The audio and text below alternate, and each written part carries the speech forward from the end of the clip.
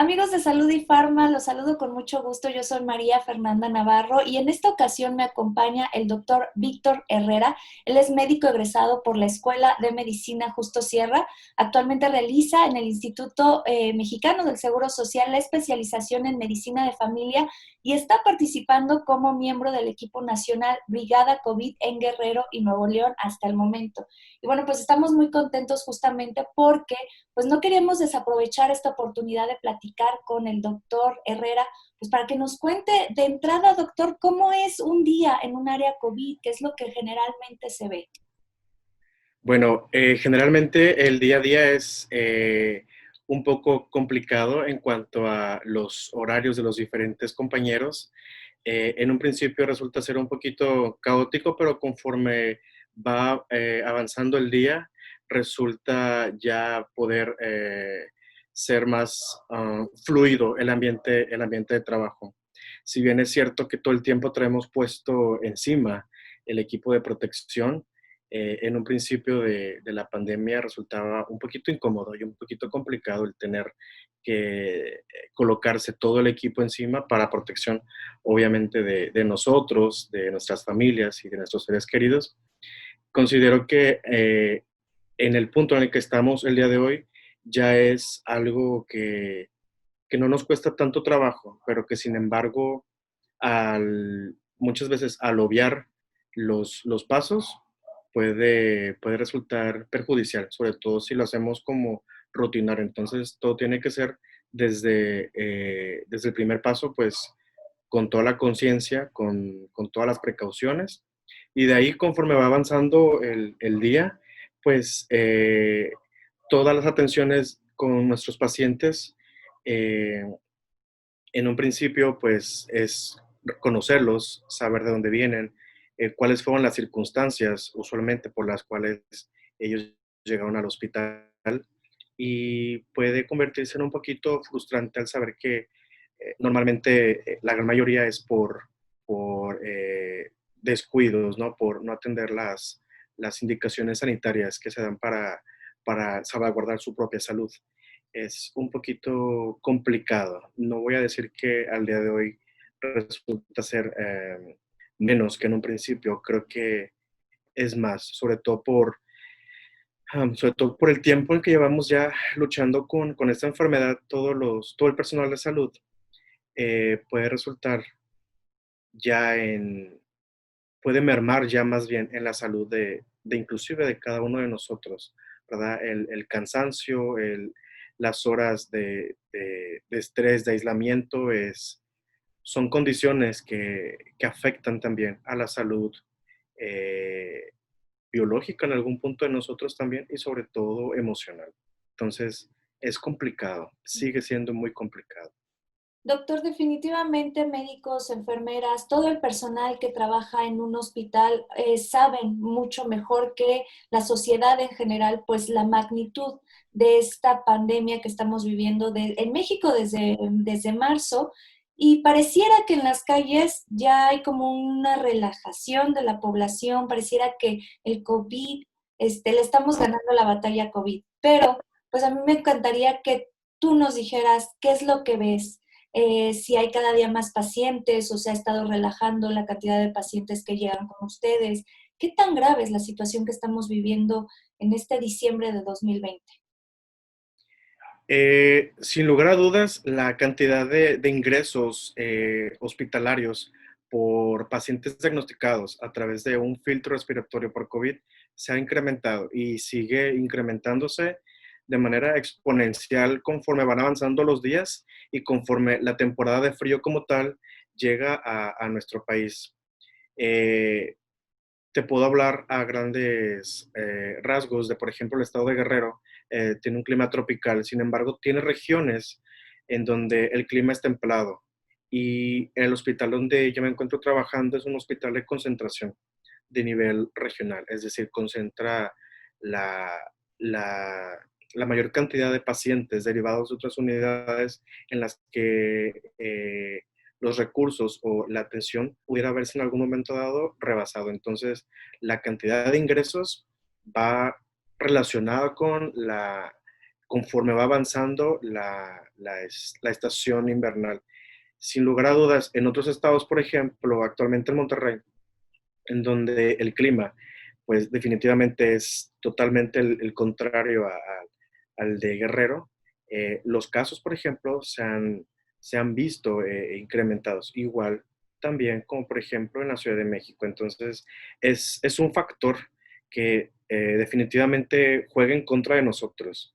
Y por eso de ahí que las medidas sanitarias tengan que reforzarse cada vez más, a pesar de que la mayoría de las personas obvien todas estas recomendaciones.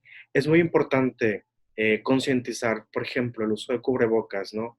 El hecho de que anden personas en la calle no las exime de que no puedan contagiarse aún usando el cubreboca. Entonces, realmente es indispensable seguir las indicaciones de continuar en casa el tiempo que sea lo más prudente, es decir, continuar la mayor cantidad de tiempo posible en casa. Si no hay necesidad o no hay actividades indispensables a las cuales nos obliguen a salir fuera de ella, pues no lo hagamos. Y si las hay, que entiendo que las hay, usemos el cubrebocas, porque esto definitivamente disminuye la transmisión del virus y por lo tanto puede disminuir la cantidad de ingresos a los hospitales. Entonces, el factor clima en estos momentos está en contra de nosotros. Por eso es que pedimos que consideren el hecho de seguir todas las medidas sanitarias por las autoridades.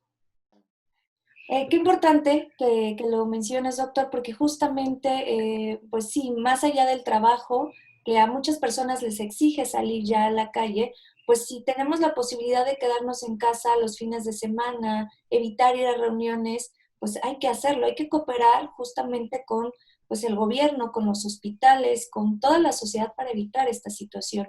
Y a mí me gustaría que nos regalaras un panorama amplio de ¿qué es lo que ocurre cuando un paciente ya se infectó de COVID y tiene que ir al hospital? Porque muchas veces pues lo que nos dicen es quédate en casa si tienes síntomas, tal vez hazte una prueba, pero permanece aislado.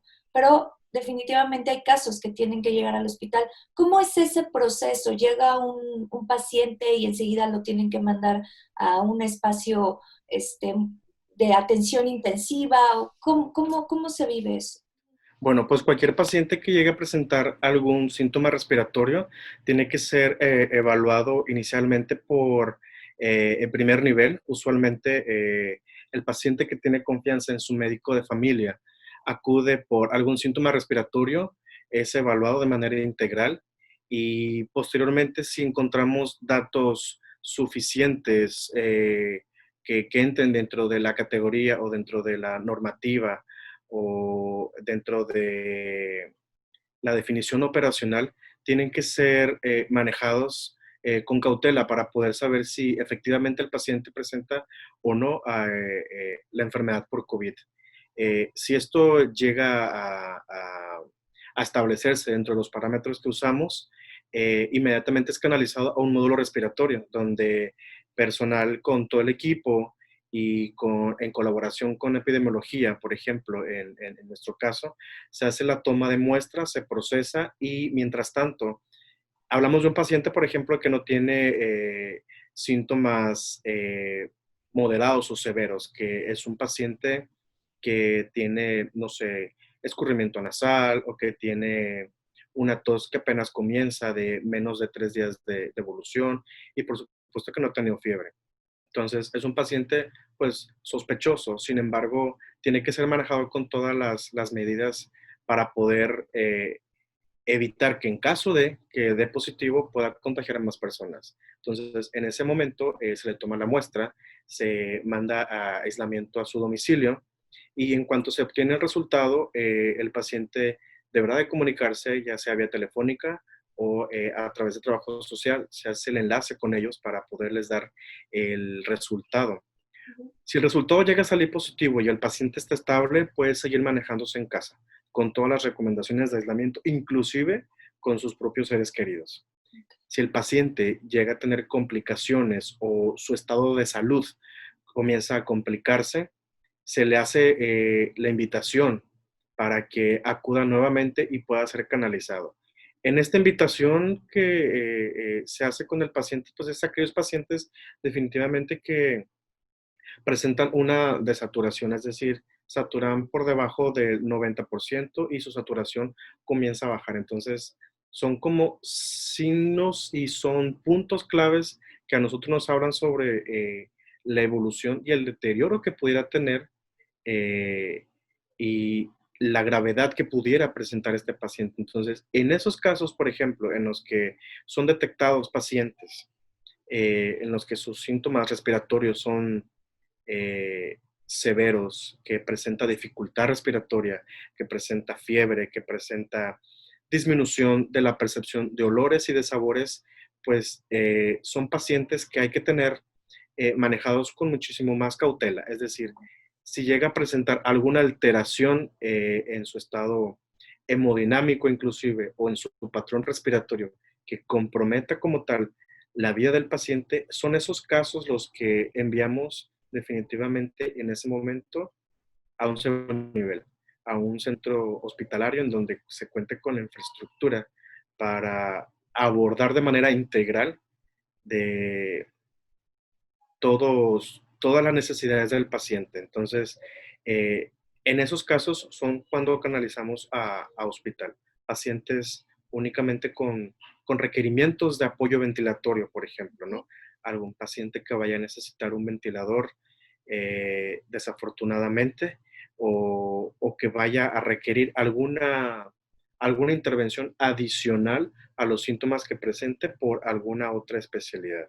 Entonces son pacientes potencialmente complicables en donde urge su atención en un segundo nivel.